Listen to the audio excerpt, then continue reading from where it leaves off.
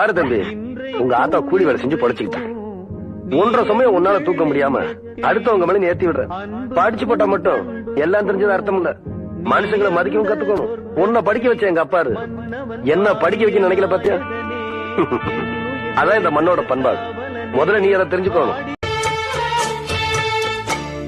காலிலே போட்ட மிஞ்சிதான் காதுல பேசுதே.